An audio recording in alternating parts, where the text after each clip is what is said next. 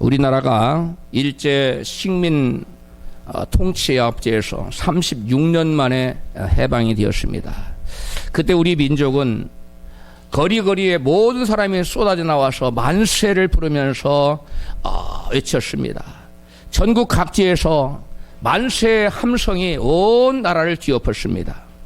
그때 압제를 당하고 순환을 당하며 살다가 해방을 맛보았던 그때의 감격을 겪어보지 않은 사람은 아무리 설명해줘도 알 수가 없는 것입니다. 그토록 바라고 소망하던 일이 현실로 나타났을 때 얼마나 많은 사람들이 민족 해방을 위해서 희생당하고 고초를 당하고 죽어나갔습니까?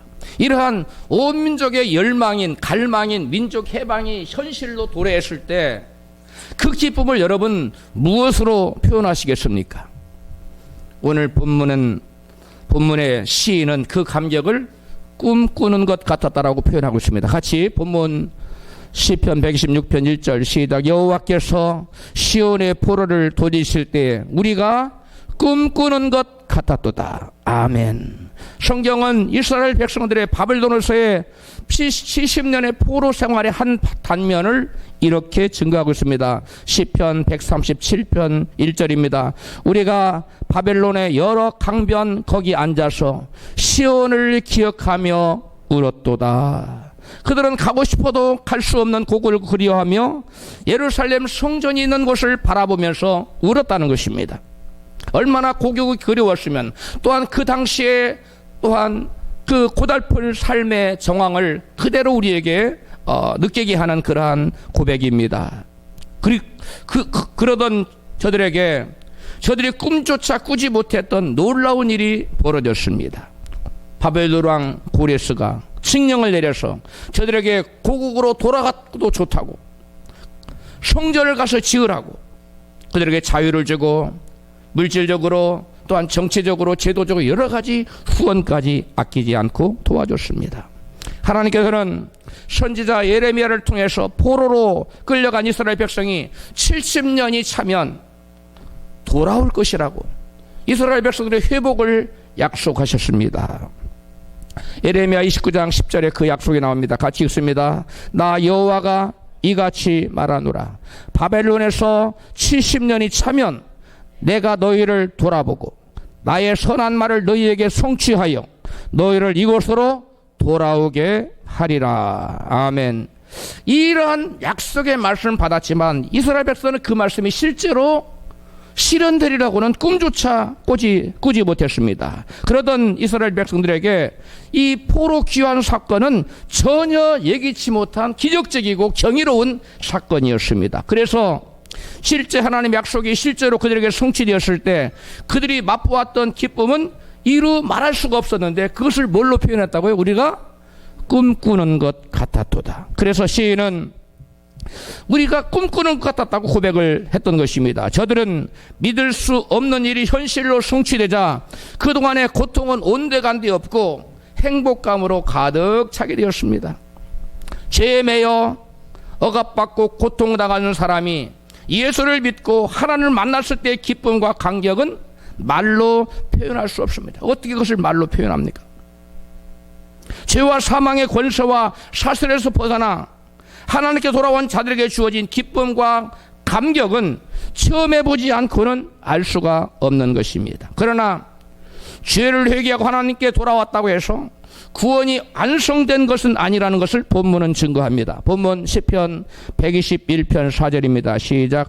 여호와여 우리의 포로를 남방 시내들 같이 돌리소서.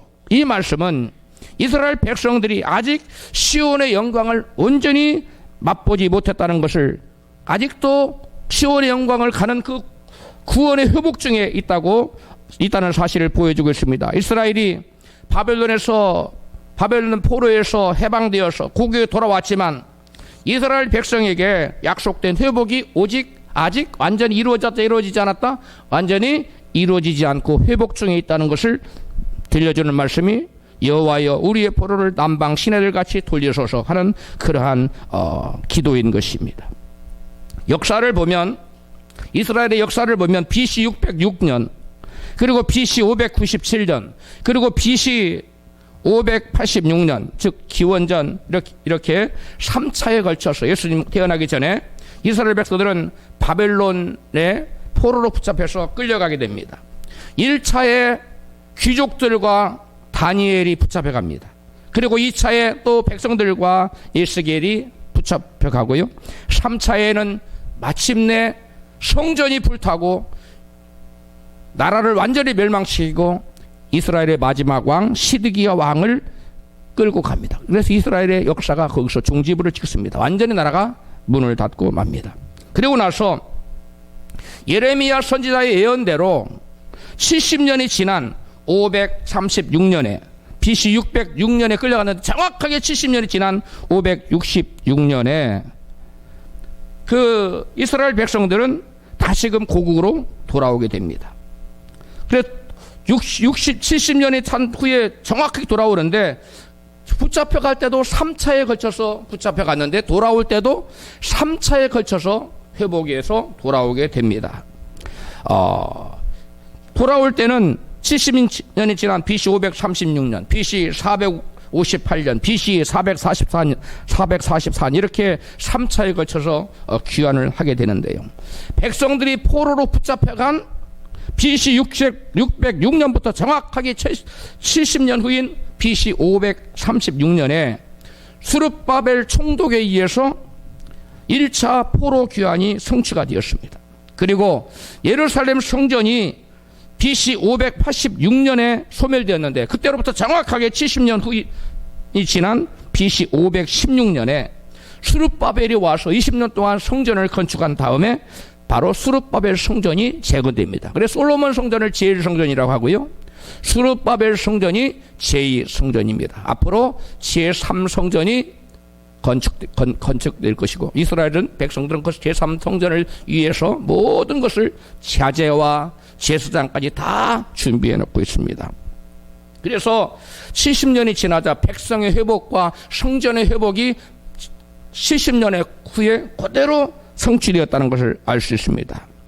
바벨론에서 이들과 70년이 차면 이곳에 돌아오게 하리라 하는 여호와 하나님의 약속의 말씀이 놀랍도록 정확하게 성취되는 것을 볼 수 있습니다. 성경에 보면 다니엘서의 수많은 수백 가지 예언이 나오는데요. 그 역사적으로 하나하나 사건이 그대로 이루어지는 것을 보면 정말 놀랍습니다. 1차에 총독 스룹바벨과 42,897명이 돌아왔고요.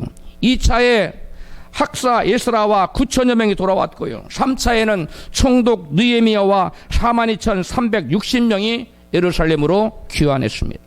성경은 2차 에스겔의 귀환 때의 모습을 에스라 7장 9절에 이렇게 묘사해 놓고 있습니다. 같이 읽습니다. 정월 총하루에 바벨론에서 길을 떠났고 하나님의 선한 손에 도우심을 입어 5월 초하루에 예루살렘에 이르니라. 아멘. 그들이 바벨론 포로지에서 예루살렘까지 돌아오는데 몇 개월 걸렸습니까? 에? 나왔잖아요. 정월 초하루에서 5월 초하루 몇 개월 걸린 거예요? 만 4개월 걸린 겁니다. 정확하게 4개월 걸렸는데 그 거리가 무려 얼마였냐면 1,000km였어요. 짐승들도 데리고 어린 자녀들까지 다 데리고 왔기 때문에 1,000km는 서울에서 부산 거리가 1,000km인데 1,000km입니까? 자, 어디간 얼마입니까? 몇 킬로예요? 그래요? 자, 1,000km면 굉장히 긴 거리예요. 100km 행군을 쉬지 않고 24시간 걸어야 걷는 건데 1,000km니까 1,000km니까 쉬지 않고 계속 걸어도 얼마 동안 걷는다고요? 열흘 동안 걸어야 돼요. 근데 애기들과 자야지요 해서 넉 달 만에 도착했다는 거예요. 이스라엘 백성이 예루살렘으로 돌아오는 길에 그들의 생명과 재산을 노리는 강도와 도둑대들이 수없이 많이 있었습니다. 엄청난 위험성이 도사리는 길을 그들은 무려 1,000km를 걸어서 돌아와야만 했습니다. 따라서 이스라엘 백성에게 하나님을 전적으로 신뢰하는 믿음이 없었다면 그들은 예루살렘으로 돌아오는 험난한 행진을 할 수 없었을 것입니다. 이것은 우리에게 무엇을 보여주느냐? 영적으로 우리가 하나님께로 돌아가는 길도 이처럼 험난한 길이라는 것입니다. 중간에 도둑대들이 원수악한 마귀가 우리로 하여금 그 길을 걷지 못하도록 수없이 도둑질도 해가고 우리를 괴롭히고 또 많은 시련과 고난이 닥친다는 것을 의미합니다. 그러므로 우리가 죄에서 구출을 받아 하나님께 돌아가는 그 길은, 구원의 여정은 결코 쉬운 길이라는 겁니까? 어려운 일이라는 것입니까? 결코 쉽지 않은 좁은 길이라는 것입니다. 고난이 점철되는, 눈물을 머금고야만 갈 수 있는 그러한 고난의 길이요, 십자가의 길이요, 또한 눈물을 흘릴 수밖에 없는 고난의 좁은 길이라는 것입니다. 바벨론에서 고국으로 돌아온 시인은 이스라엘을 남방 시내들 같이 회복시켜달라고 기도하고 있습니다. 본문 시편 126편 4절 시작. 여호와여 우리의 포로를 남방 시내들 같이 돌리소서. 개역 성경입니다. 이제는 한글 킹제임스 성경으로 읽습니다. 오 주여 남쪽에 있는 시내들처럼 우리의 포로된 것을 다시 돌이키소서. 그 다음에 현대인의 성경에는 오 주님 네겝의 시내들에 다시 물이 흐르듯이 우리의 운명을 회복시켜 주십시오 라고 번역해 놓고 있습니다. 여기에 우리의 포로를 회복시켜 달라고 그랬는데, 우리의 포로를 남방 시내들같이 돌려달라고 기도했는데, 우리의 포로를 해나가는 히브리 원어는 쉐부트입니다. 쉐부트. 쉐부트인데 그 의미는 포로 또는 포로 상태라는 뜻이에요. 그들은 바벨론에서 돌아왔지만 여전히 포로 상태와 남방 시내 같은 황량한 환경에 머물러 있다는 거예요. 그래서 그러한 남방 시내 같은 황량한 환경에서 포로 상태와 같은 그러한 상태에서 자신들을 온전한 시온의 영광으로 회복시켜 달라고 지금 기도하고 있는 것입니다. 죽은 것 같은 남방 시내들을 돌이키듯 포로 상태처럼 황량한 자신들의 운명을 회복시켜 달라고 시인은 지금 기도하고 있는 것입니다. 본문의 남방은 유다의 메마르고 황폐한 볼모지로 유명한 네게부 사막지대를 가리킵니다. 그곳은 평상시엔 물 한 방울 없는 아주 메마르고 건조하고 황량한 바짝 마른 상태로 죽은 땅이나 다름없는 그러한 곳입니다.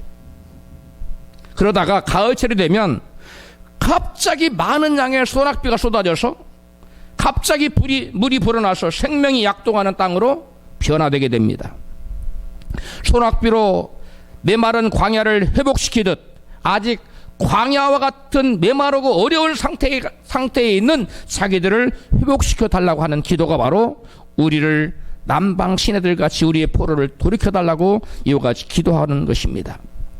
이스라엘 백성들은 선지자들의 격려를 힘입어서 꿈에도 그리던 하나님의 성전이 있는 예루살렘 성 고국 땅으로 돌아왔습니다. 선지자들은 하나님의 계신 예루살렘으로 돌아가기만 하면 여호와 하나님의 충만한 복이 여러분들을 기다리고 있을 것입니다. 이렇게 계속 말씀으로 이스라엘 백성들이 바벨론 포로지에서 예루살렘으로 귀환할 것을 촉구하고 계속 용기를 주고 소망을 줬습니다. 그래서 이스라엘은 선지자들이 전해준 하나님의 말씀을 굳게 믿고 가슴에 부푼 꿈을 품고 설레는 마음으로 고국으로 돌아오게 되었습니다. 이스라엘은 한 번도 가보지 못한 말로만 듣던 약속의 땅, 축복의 땅, 하나님이 계셔서 하나님 당신의 자녀들에게 복 주신다고 하는 그 땅에 돌아온 것입니다. 그런데 이스라엘 백성들이 고국으로 돌아와 보니 현실은 그들이 상상했던 것과는 전혀 달랐습니다.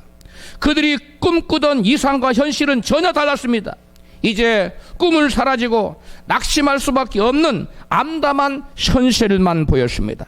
생명의 하나님과 신앙을 위해서 그간 바벨론에서 이루어놓았던 모든 것들을 뒤로한 채 예루살렘 고국으로 돌아왔는데 현실은 그들이 살기에 너무나 척박했습니다. 이 역말리 바벨론에서 하나님의 복을 받고자 꿈을 꾸고 왔는데 고국 땅에 와서 현실을 보니 꿈이 물거품처럼 사라지고 만 것입니다. 그래도 바벨론에서는 비록 자유는 없었지만 나름 살만한 토대를 마련했었는데 이제 살아갈 길이 막막하기만 하는 것입니다. 바벨론에서 꿈을 안고 돌아온 이스라엘 백성들 마음처럼 현재 나의 삶의 정황이 절망스러운 분이 혹시 계시진 않습니까? 본문은 이러한 때에 과연 믿음의 사람은 어떠한 삶의 태도를 하나님께 보여드려야만 하는가를 보여주고 있는 말씀입니다.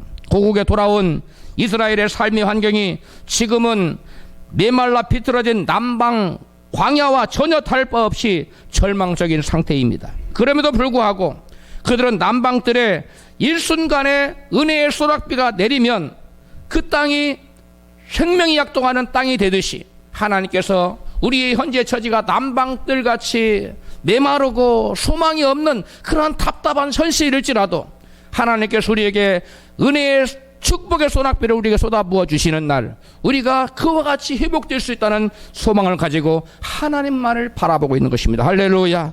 우리가 이와 같이 힘들고 어려울 때 환경을 바라보고 낙심하고 절망하고 좌절할 것이 아니라, 원망할 것이 아니라, 어느 날 갑자기 남방들의 소낙비를 부어주셔서 생명 없는 땅에 생명이 약동하는 땅으로 변하는 것처럼 우리의 삶의 상황에도 하나님께 은혜의 소낙비를, 축복의 소낙비를 부어주시면 우리의 인생에도 놀라운 반전이 일어난다는 사실을 바라보고, 우리도 환경 바라보지 말고 하나님 바라보고 꿈을 꿔야 될 줄로 믿습니다.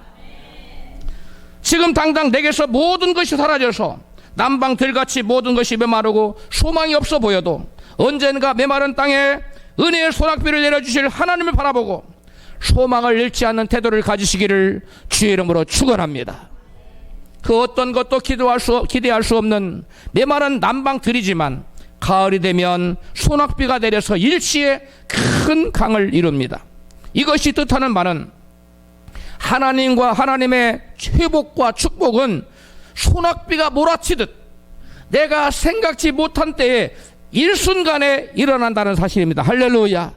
지금 답답하고 모든 것이 길이 막히고 되는 일이 없고 아무것도 되어질 기회가 없을지라도 하나님께서 어느 날 갑자기 남방들에 물 한 방울 없는 그 네개불 사방에 소낙비를 내려주시면 그 땅이 생명이 약동하는 그러한 기름진 땅으로, 생명의 땅으로 변화되듯이 우리의 삶의 상황에 아무것도 바라볼 수 없는, 정말 낙심할 수밖에 없고 한숨만 나오는 그러한 상황일지라도 하나님께서 축복의 소낙비를 내리는 그 순간 우리의 삶이 완전히 순간적으로 바뀌게 된다는 사실을 믿으시기를 바랍니다.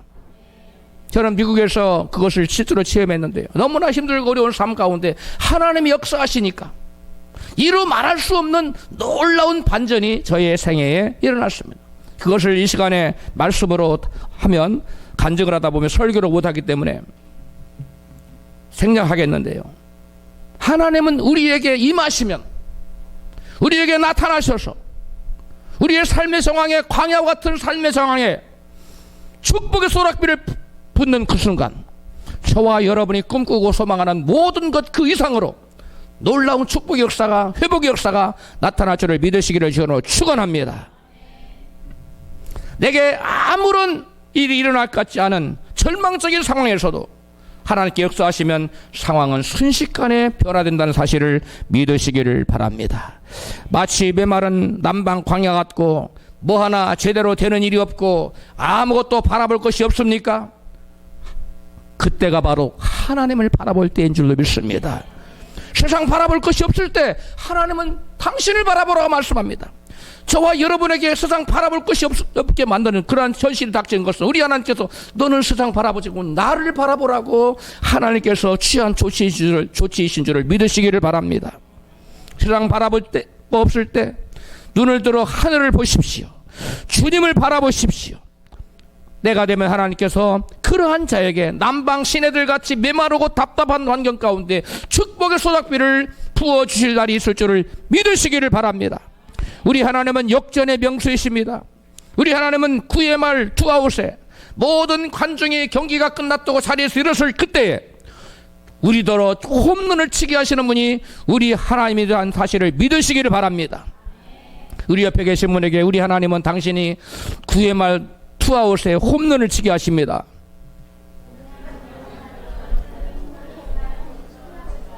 뭐하게 하신다고요?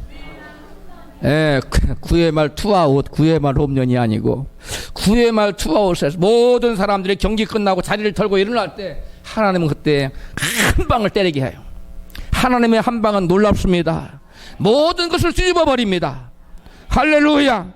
그러므로 우리가 현재 어떠한 상황에 있다 할지라도 아무리 네개불 사방에 남방들의 그 광야 같은 답답한 상황일지라도 절망할 필요가 없고 낙심할 필요가 없고 꿈을 갖고 우리가 하나님을 바라보고 나아가야 될 줄로 믿는 것입니다.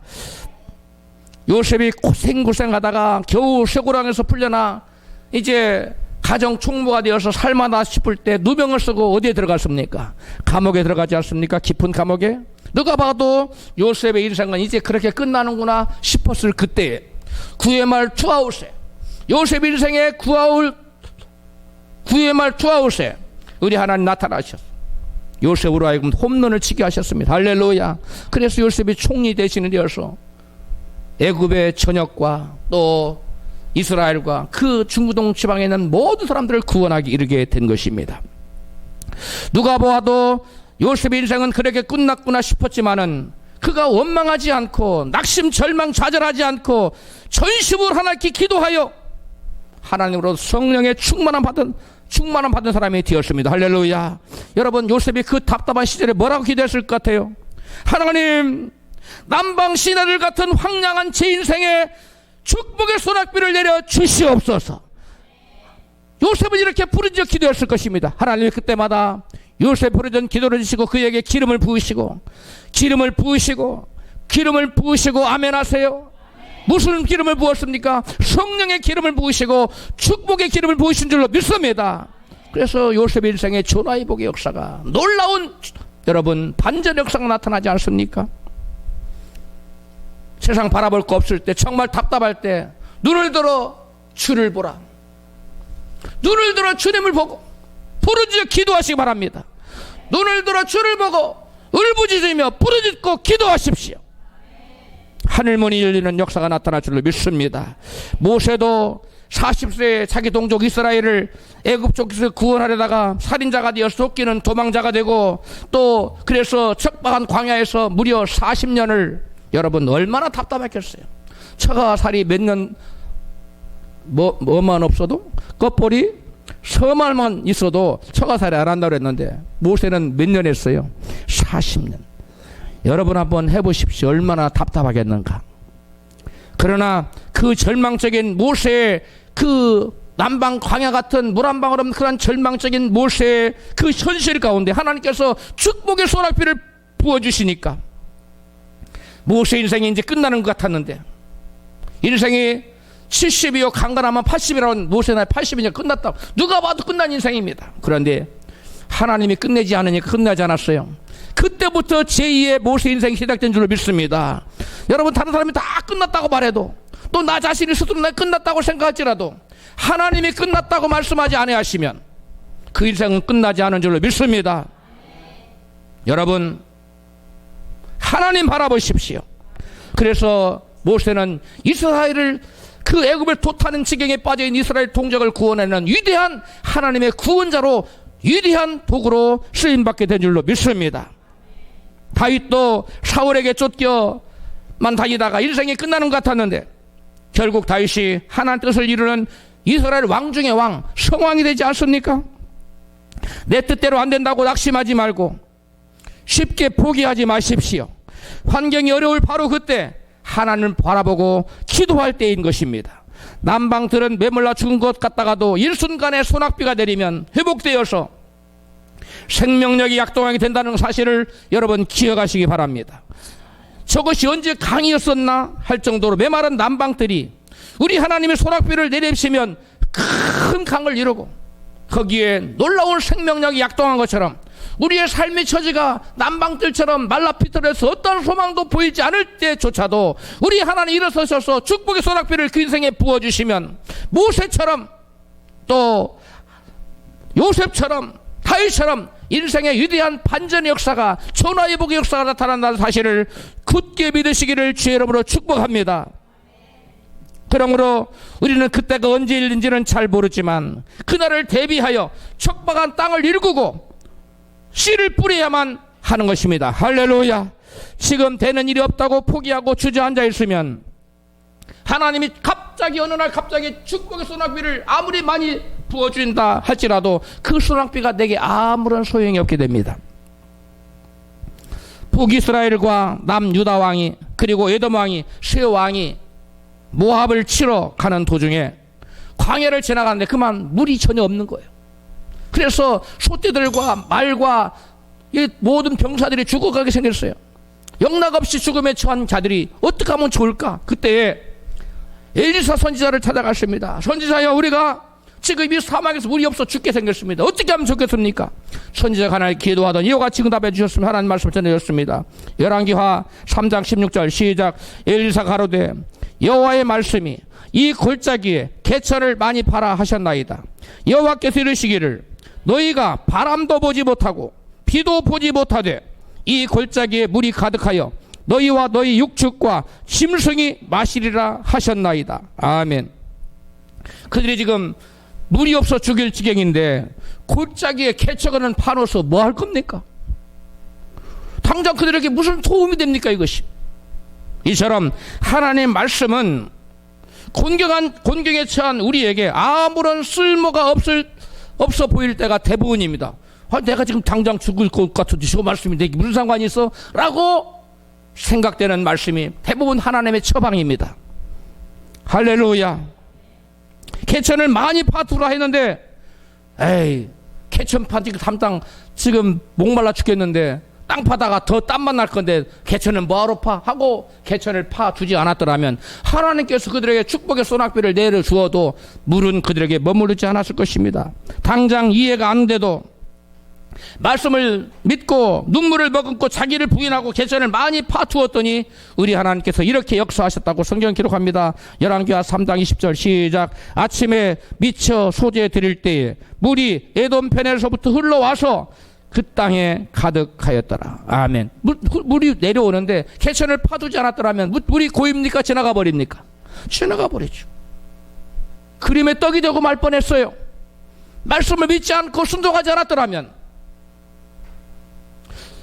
우리가 당장 물이 없고 갈증이 나고 어렵고 힘들고 그 답답한 상황 가운데서 하나님의 말씀에 우리에게 주어질 때 그 말씀에 순종하지 않고 미리 씨앗을 땅을 개간하고 심어두지 않았더라면 하나님의 축복의 그 단비를 소낙비를 내어준다 할지라도 그 모든 축복의 단비가 나와 아무런 상관이 있게 된다는 겁니까? 어떻게 된다는 것입니까? 아무런 상관이 없어. 그러므로 우리는 내 마른 땅에 개천을 파투라고 하실 때 먼저 씨앗을 심어 두어라고 하실 때 그 말씀에 순종하고 나가야 될 줄로 믿습니다. 현실만 바라보고 앉아만 있으면 눈물을 머물고 씨를 뿌리지 않는다면 하나님의 소낙비를 내려줘도 내게 아무런 소용이 없게 되는 것입니다.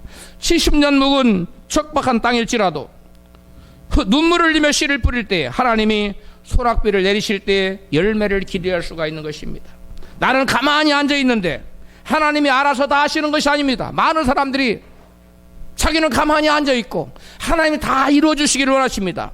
여러분 그런 일은 없습니다. 내가 믿음의 말씀을 붙들고 믿음으로 씨앗을 뿌릴 때 척박한 땅을 개간하고 씨앗을 뿌릴 때 하나님은 축복의 소낙비를 내려주시고 그것을 인하여 많은 우리가 원하는 열매가 맺혀진다는 사실을 믿으시기를 바랍니다.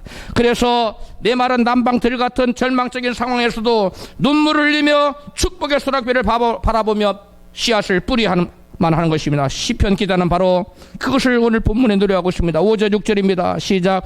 눈물을 흘리며 씨를 뿌리는 자는 기쁨으로 거두리로다. 울며 씨를 뿌리러 나가는 자는 정녕 기쁨으로 그 단을 가지고 돌아오리로다. 지금 앞길이 막막하고 삶의 목마름과 갈증이 있습니까? 지금 바로 눈물을 흘리며 씨를 뿌려야 할 때인 것입니다. 사람들은 예수를 믿으면 금방 모든 일이 잘 풀리고 형통하기를 기대하지만 자기의 기대대로 하루아침에 모든 일이 잘 풀리고 형통해지는 것이 아니라는 사실을 우리는 알아야 됩니다. 다시 말하면 예수 믿기 시작한 즉시로 죄의 권세와 죄의 영향력으로부터 온전한 구원이 완성되는 것이 아니라는 것입니다. 나가서 내게서 저주가 물러가고 천국이 임하기까지는 죄와 싸우고 마귀와 싸우고 세상과 싸워서 이기는 자가 되어야만 합니다. 교회 다닌다고 잡초가 우거진 저주스러운 황량한 삶의 환경이 축복의 열매를 맺는 비옥한 환경으로 그냥 바뀌지 않는다는 것입니다. 비가 내리지 않는 남방 시내들 같이 황량한 곳에서 하나님이 어마어마한 축복의 소낙비를 부어 내려주었다고 칩시다. 그럴지라도 그 땅을 일구고 그 씨를 뿌려놓지 않는 사람에게는 그 축복의 장대비가 아무런 소용이 없기 마련인 것입니다. 지금 나의 삶의 환경이 잡초로 우겨진 황량한 광야와 같습니까? 먼저 삶의 환경이 황량한 광야와 같을 때 마음밭에 축복의 말씀의 씨앗을 심어 놓으시기 바랍니다. 따라 합시다. 말씀의 씨앗을 심어 놓자. 어디다가? 마음밭에, 자기 마음밭에 말씀의 씨앗을 심어 놔야 돼요. 마가복음 4장 26절에 또 같이 읽어요. 크게 시작. 또 가라사대 하나님의 나라는 사람이 씨를 땅에 뿌림과 같으니 저가 밤낮 자고 깨고 하는 중에 씨가 나서 자라되 그 어떻게 된 것을 알지 못하느니라. 땅이 스스로 열매를 맺되 처음에는 싹이요 다음에는 이삭이요 그 다음에는 이삭의 충실한 곡식이라. 아멘. 마음밭에 말씀의 씨앗을 심는 방법은 말씀을 듣고 말씀을 읽고 또 말씀을 공부하고 말씀을 암송하고 그 말씀을 주야로 묵상하고 시인하는 것입니다. 이렇게 마음밭에 말씀의 씨앗을 계속 심어 놓으면 우리 마음속에 의심과 또 불신의 잡초가 마음에서 뽑혀나가고 우리 마음에 대신에 확신과 감사가 넘쳐나게 되는 것입니다. 할렐루야. 그리고 삶의 환경이 황량한 광야와 같을 때 따라 합시다. 눈물을 흘리며 기도의 씨앗을 심어 놓자. 처음에는 마음에 말씀의 씨앗을 심자고 그랬어. 이제는 눈물을 흘리며 기도의 씨앗을 심어야 돼. 삶의 환경이 너무 척박하여 소망이 보이지 않고 절망감 때문에 마음이 고통스럽습니까? 마음이 너무 무겁습니까? 축복의 소낙비를 예비하고 오시는 하나님 앞에 나와서 마음 중심을 토하고 눈물로 기도의 씨앗을 뿌려 놓으십시오. 본문에 눈물 흘리며 씨를 뿌린 자는 어떻게 된다고 했습니까? 기쁨으로 거둔다고 말했습니다. 울며 씨를 뿌려 나간 자는 정령 기쁨으로 그 단을 가지고 돌아온다고 약속하고 있습니다. 눈물을 흘리며 하나님께 마음을 토하며 기도의 씨앗을 심어 놓으면 하나님께서 반드시 기쁨으로 거두도록 도우십니다. 믿으시면 아멘 하십시다. 시편 62편 8절 말씀에 백성들아 시시로 저를 의지하고 하나님을 의지하고 그 앞에 마음을 토하라. 하나님은 우리의 피난처시로다. 셀라. 할렐루야. 여러분 삶의 환경이 아무리 광야와 같다 할지라도 낙심하지 말고 절망하지 말고 원망하지 말고 하나님 앞에 나와서 그 답답한 마음 하나님께 아뢰십시오. 마음 중심을 토하십시오. 마음에 아픈 마음, 괴로운 마음, 답답한 마음을 주님 앞에 고백하세요. 하나님, 제 마음이 터질 것 같아요. 괴로워서 견딜 수가 없어요. 이렇게 마음의 중심을 토하시면 하나님은 우리의 마음을 다 받으시고 우리의 모든 문제를 해결하시고 우리의 피난처가 되시는 사실을 믿으시기를 바랍니다. 암 전문의 이병욱 박사는 울어야 삽니다 라는 그의 책 저서에서 이같이 말합니다. 우리가 가진 감정의 바다에서 웃음을 파도에 비유한다면 눈물은 해일이다. 마음 깊은 곳에 가라앉아 있거나 감춰둔 상처들을 완전히 끌어올린 한 번의 눈물은 영혼까지 정화시키고 감정을 순화시킨다 라고 말하고 있어. 암 전문의로 수많은 사람을 이 사람이 치료했는데 어떤 사람이 병이 낫느냐? 하나님 앞에서 눈물을 쏟아놓으면 그 어떠한 약으로도 해결되지 않은 거지. 그냥 암이 나가 떨어진다는 거예요. 눈물로 여러분의 답답한 현실, 눈물로 여러분의 아픈 마음을 주님 앞에 고백하십시오. 여러분 중심을 주님 앞에 토하십시오. 하나님은 그때 역사하신다는 거예요. 할렐루야. 육신의 질병인 암덩어리뿐만 아니라 우리 삶의 환경의 암덩어리도 우리가 주님 앞에 가서 눈물로 호소하면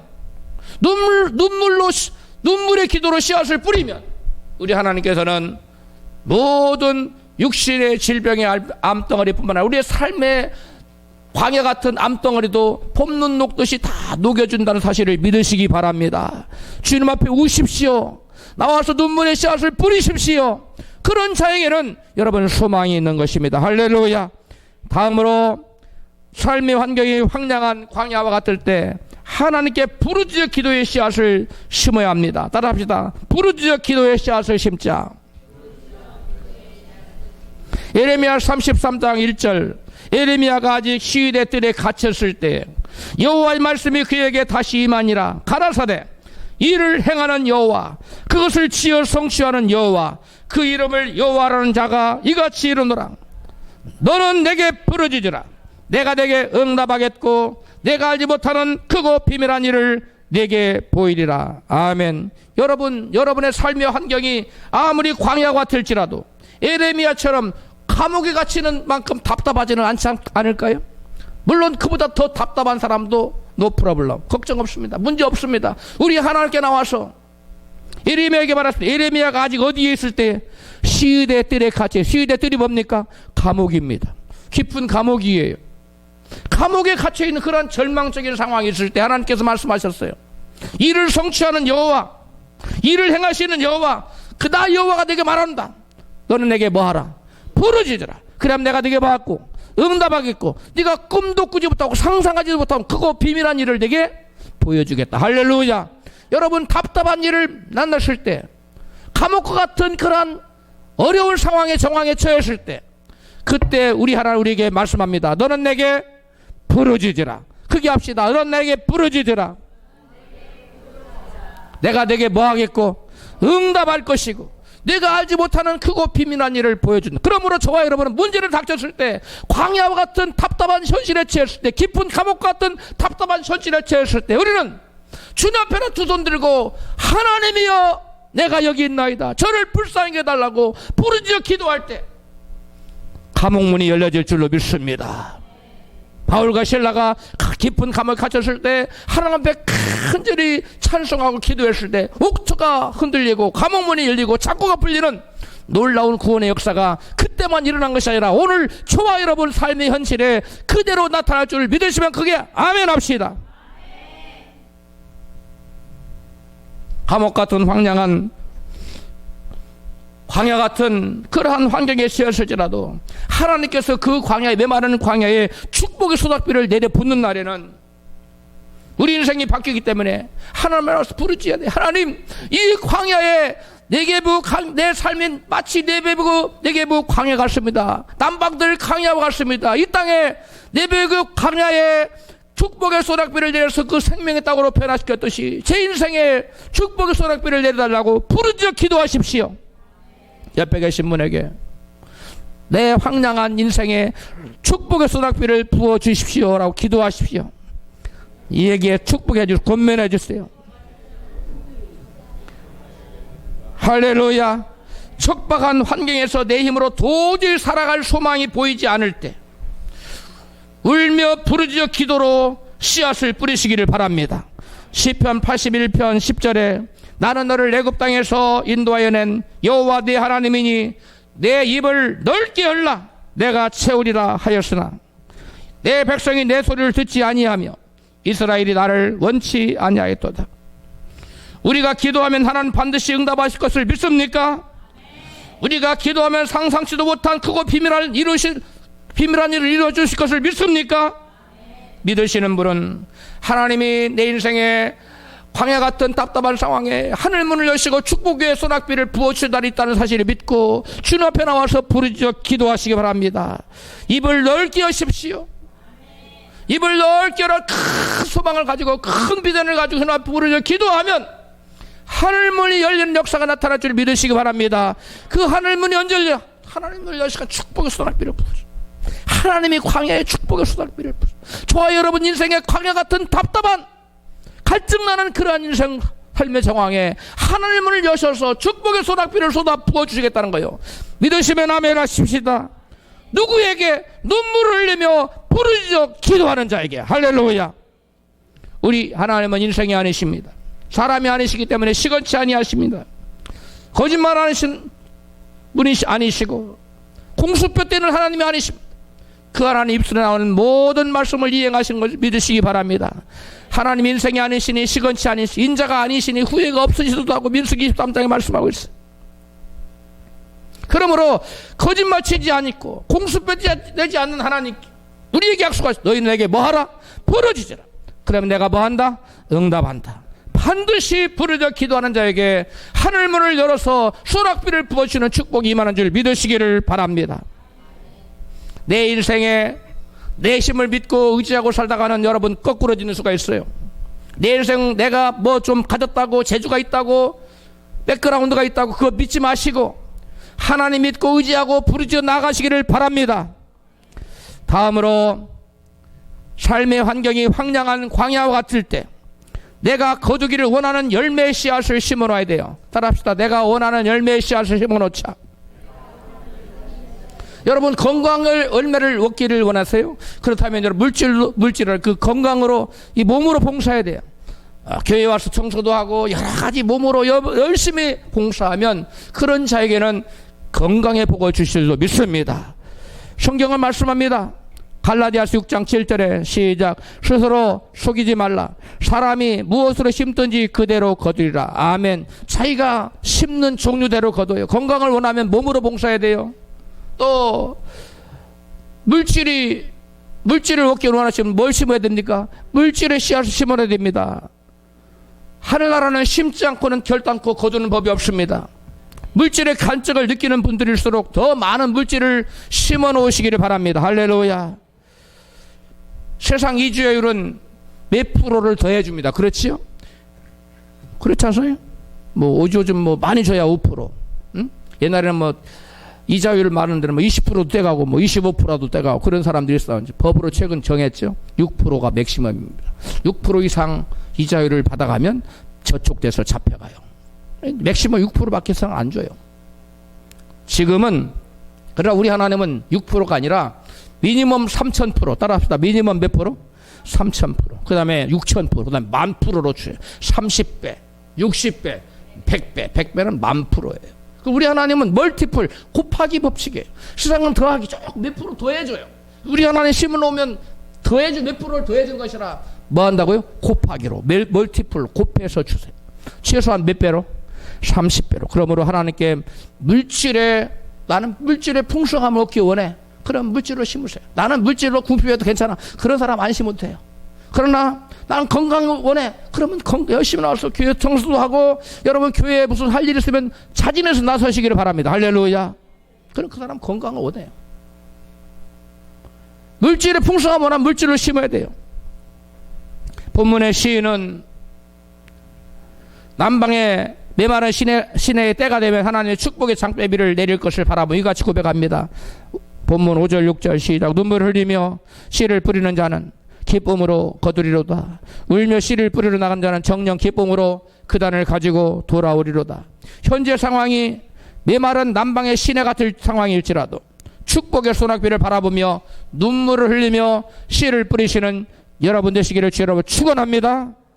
왜 웃으면서 씨를 뿌리는 자가 아니라 눈물을 흘리며 씨를 뿌리는 자가 열매를 거둔다 하셨을까요? 이 말은 무슨 말이냐면 도저히 씨를 뿌릴 수 없는 어려운 형편 중에 눈물을 흘릴 수밖에 없는 그런 상황에 씨를 뿌린다는 것은 무엇을 가지고 뿌린다는 거예요?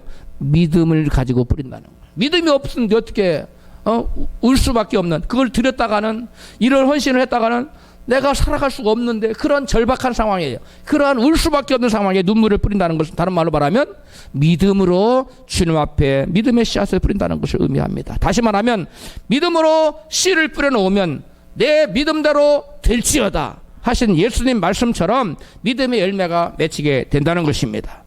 하나님 이스라엘이 70년 만에 돌아와 보니까 마치 물 한 방울 없는 메마른 남방들 같이 그 어떤 소망도 가질 수 없는 척박한 환경이었습니다. 시인은 눈물을 없이는 씨를 뿌릴 수 없는 척박한 환경에서 하나님의 축복의 소낙비를 바라보며 믿음으로 씨를 뿌리겠다고 지금 고백하고 있는 것입니다. 영국의 청교도들은 하나님께서 다스리시는 믿음의 나라에 대한 꿈을 안고 아메리카 신대륙에 도착했습니다. 그러나 저들이 기다리고 있던 것은 그들이 원하는 천국이 아니었어요. 하나님 나라가 아니라 척박한 땅과 혹독한 추위와 배고픔과 질병과 맹수들이었습니다. 그토록 척박한 환경에서 그들은 하나님의 축복의 소낙비를 바라보며 눈물을 머금고 땅을 개간하고 씨를 뿌렸습니다. 할렐루야. 마침내 그들은 척박한 땅을 정복하고 그 땅의 주인이 되었고 지금 세계를 제패하는 세계 패권 국가를 이루었습니다. 오늘날 영국의 청교도 후예인 미국의 와스크, 미국의 청교도들을 와스크라고 그래요. 와스크가 미국 전체 국민의 약 3%가 되는데 그 사람들이 미국의 정치, 경제, 사회보는 모든 문제를 다 쥐고 있어요. 그 정도로 실제로 미국의 주인으로서 하고 있는 겁니다. 이들의 조상들이 뭘 했기 때문에? 믿음으로 눈물의 씨앗을 뿌렸기 때문에 그렇습니다. 할렐루야. 여러분, 그들이 얼마나 어려웠겠어요. 그때 갔는데 큰 겨울이었어요. 초겨울. 막 차가운 바람이 불어오고 날씨 온도는 떨어지고 먹을 것은 없고 그런 절박한 상황이에요. 그런 삭막한 상황에서 그들은 하나님 바라보고 우리가 땅을 일구고 씨를 부어놓으면 하나님께서 때가 되면 축복의 소낙비를 부어줄 거를 믿고 믿음으로 땅을 개간하고 씨를 뿌렸더니 마침내 그들이 점점점 번성하고 하나님께서 소낙비를, 축복의 소낙비를 그들의 자손들에게 계속 부어주셔서 오늘날 세계가 감히 넘볼 수 없는 초강대국을 이룬 줄로 믿습니다. 여러분, 저와 여러분 삶의 상황이 현재 여러분 네게부 강 같은 남방들 같은 물 한 뽕을 없는 절망적인 상황이라고 절망하거나 낙심하지 마십시오. 하나님의 때가 되면 그 네게부 강의 가을에 소낙비를 내어려 주셔서 생명의 땅으로 변화시켜 주시. 저와 여러분의 삶의 상황에 하나님 찾아오셔서 축복의 소낙비를 부어줄 날이 있다는 사실을 믿으시기 바랍니다. 그럼 나는 두 다리 잡고 가만히 있어야 되겠네요? 아닙니다. 열심히 땅을 개간하고 씨앗을 뿌리십시오. 제가 여러분에게 어떠한 씨앗을 뿌려야 될 것인가 쭉 말씀했습니다. 그러한 말씀의 씨앗을 심령에 심어놓고 눈물의 기도로 씨앗을 심어놓고 또한 부르짖어 기도로 씨앗을 심어놓고 또 육신의 몸으로 봉사로 물질로 씨앗을 심어 놓으십시오. 그러면 하나님께서 때가 되면 가장 적당한 때에 하늘문을 여시고 축복의 소낙비를 내려주셔서 저와 여러분의 완전 인생 역전이 일어나는 9회 말 투아웃에 홈런을 치는 놀라운 역사가 나타날 줄 믿으시기를 바랍니다. 성경은 눈물을 흘리며 씨앗을 심었기에 놀라운 하나님의 축복의 소낙비가 내릴 때 기적을 취한 사람, 기적을 체험한 사람들의 얘기가 계속 나오고 있습니다. 그들의 얘기로 가득해요. 먼저 기도로 눈물을 흘리며 씨를 뿌려 놀라운 응답을 체험한 사람들을 소개합니다. 한나를 보십시오. 자식을 낳지 못해서 멸시받고 고통당하던 한나는 슬픈 눈물의 기도의 씨앗을 심었어요.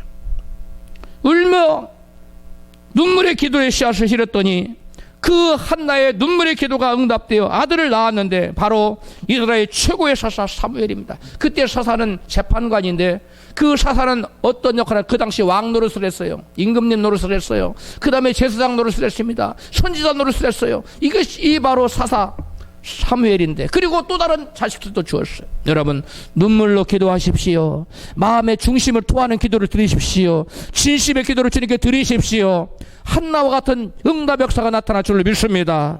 그리고 눈물을 흘리며 사랑의 씨앗을 심어 놀라운 축복의 소낙비가 내려 인생 역전을 체험한 사람이 있습니다. 누굽니까? 바로 나오미의 며느리 룻입니다.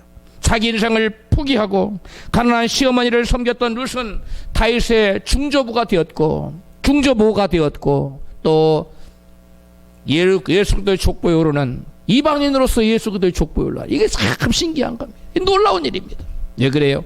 자기를 헌신하며 사랑의 씨앗을 심었기 때문에. 따라합시다. 나를 버리고 헌신하여 사랑의 씨앗을 심는 자에게는 꿈도 꿀 수 없는 축복의 소낙비가 내립니다. 믿습니까? 하나님을 사랑하여 이웃을 사랑하여 사랑의 헌신의 씨앗을 심으십시오. 그리고 마지막으로 눈물을 흘리며 헌신의 씨앗을 뿌려 축복의 소낙비를 체험한 사람을 소개합니다. 바로 사르밧 과부입니다. 마지막 먹을 양식 이거 먹고 이제 죽을 수밖에 없어요.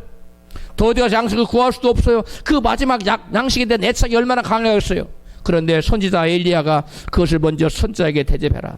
그걸 하나님께 내게 보고 주실 거다. 그 말씀을 믿고 그 마지막 양식을 자기가 먹지 않고 자기 아들과 먹고 죽으려고 그랬는데 선자를 대접합니다.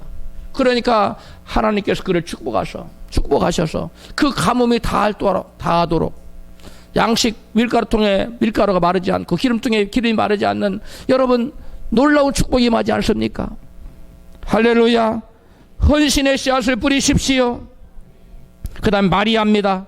옥합을 깨뜨려서 옥합이 여러분 300데나리온의 가치가 있다고 성경에 기록돼. 300데나리온, 한 데나리온은 남성 건장한 남자 하루 품삯이에요.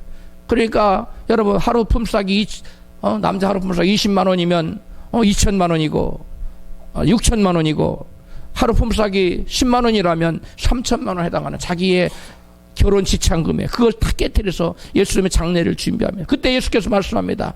이 복음이 전파되는 모든 곳에는 너의 이름이 기념되게 하리라. 할렐루야. 예수님이 그 일생에 마리아의 이름이 여러분 제 세계적으로 하나나라 간 모든 사람이 마리아를 방문할 겁니다. 궁금해서 어떻게 그렇게 마지막 결혼도 포기해버리고 마지막 예물, 헌신 예물을 주님께 드릴 수 있는가 알고 싶어서 가보고 싶어요. 저랑 같이 갈 분은 그때 같이 갑시다. 할렐루야. 우리가 이 헌신의 씨앗이 굉장히 중요하다는 것입니다. 오늘의 눈물을 흘리며 씨를 뿌리는 헌신의 수고는 고통스러우나 참 장차 나타날 그 보상과 영광과는 비교할 수가 없습니다. 로마서 8장 18절에 생각건대 현재의 고난은 장차 우리에게 나타날 영광과 좋게 비교할 수 없다고 말씀했습니다. 척박한 환경 대신 신실하신 하나님 바라보고 울며 믿음의 씨앗을 심는 자들이 되어서 하나님의 축복의 장막비를 하나님께서 부어주실 때 영광스러운 수확을 거두시는 저와 여러분 되시기를 주의 이름으로 축원합니다.